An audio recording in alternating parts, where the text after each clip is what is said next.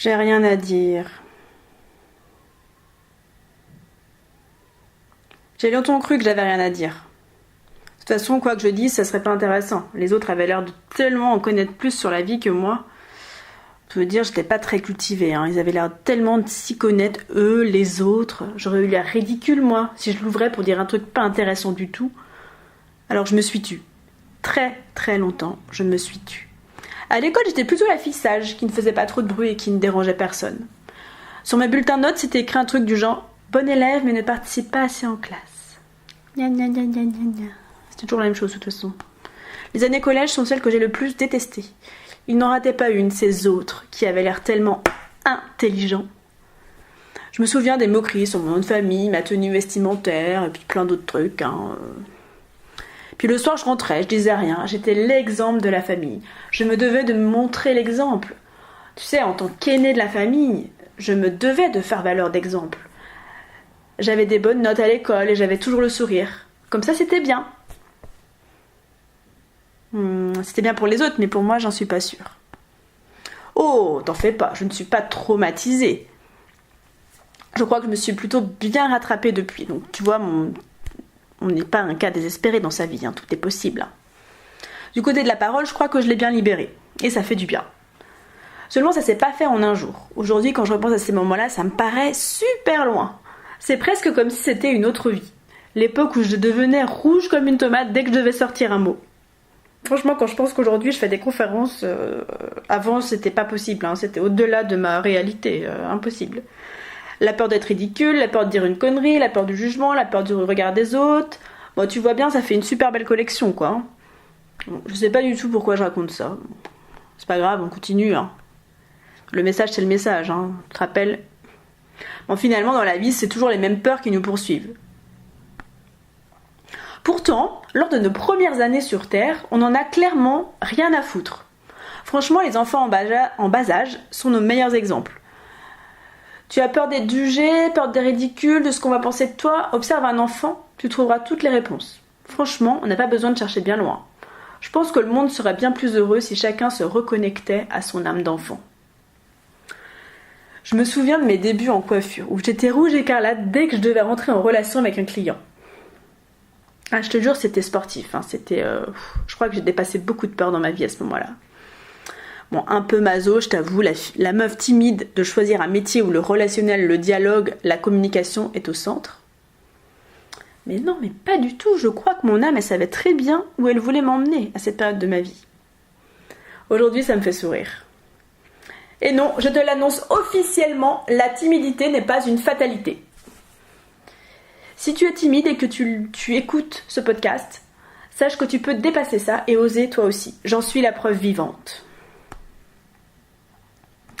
Je me souviens aussi de mon retour sur les bancs de l'école il y a 6 ans. Bon, ça me paraît loin, mais c'est pas si loin. En fait, pour être complètement honnête, c'est super dur de retourner à l'école quand ça fait 10 ans que tu n'y as pas mis les pieds.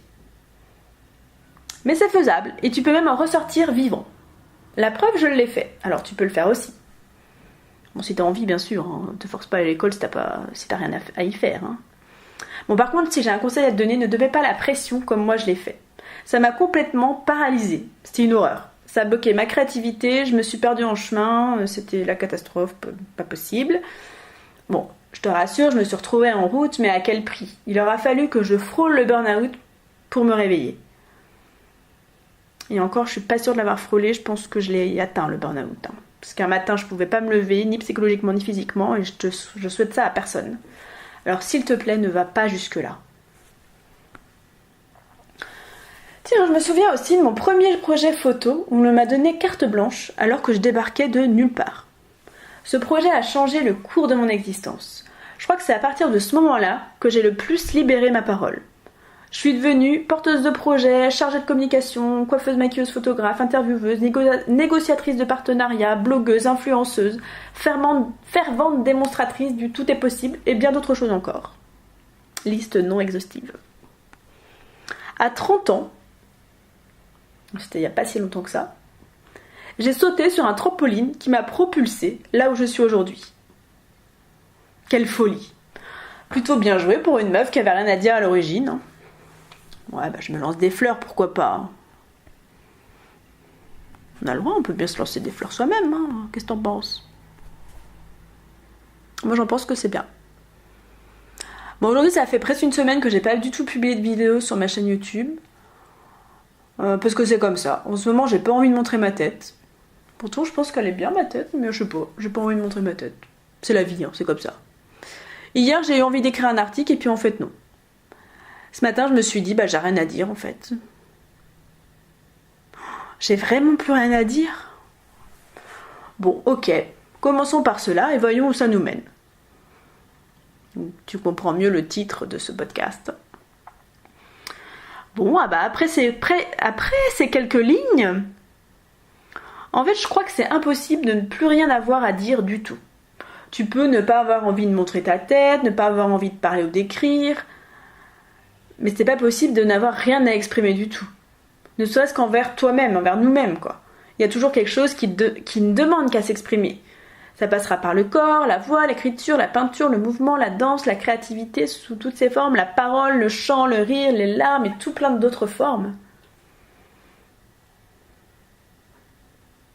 Aujourd'hui, si je devais parler à la petite Marie timide dans la cour de l'école, je lui dirais que sa voix compte et qu'elle a le droit de s'exprimer. Personne ne devrait être en mesure de la juger ou de la critiquer. Et quand bien même ce serait le cas, je ne lui dirais de pas s'en faire.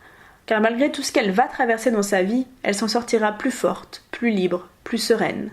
Elle sera une guerrière des temps modernes qui se battra pour de belles valeurs. Alors, peu importe ce qu'on dit ou pense de toi, ne cherche pas à plaire à tout le monde. C'est inutile. Et en plus, c'est super éprouvant de jouer à être quelqu'un d'autre. Alors va, vis, rêve, ose, agis en conscience, exprime-toi dans toutes tes dimensions et deviens qui tu es vraiment. La vie est simple. Contrairement à ce que l'on essaie de te faire croire, ce n'est pas si compliqué. Je t'envoie plein de belles énergies d'amour et de lumière. Prends bien soin de toi. Marie, photographe de l'âme, révélatrice de beauté, éveilleuse des consciences. Pour plus d'inspiration, tu peux te rendre sur mon site internet www.marielieboin.com. Et si tu veux qu'on travaille ensemble, tous les liens sont dans la barre d'infos, comme d'habitude. Belle journée, salut!